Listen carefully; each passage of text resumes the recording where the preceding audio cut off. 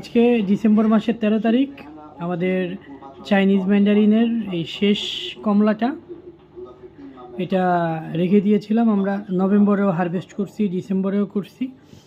আজকে জানুয়ারি মাসের 13 তারিখ। আজকে এই সময় এসে এটাতে কি অবস্থা, রস থাকে কিনা একটু দেখব।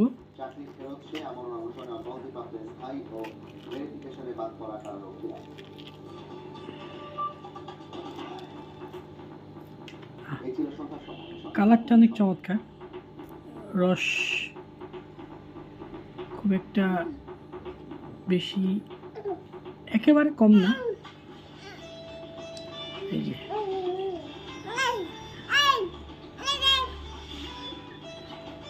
এখনো কিন্তু রসালো,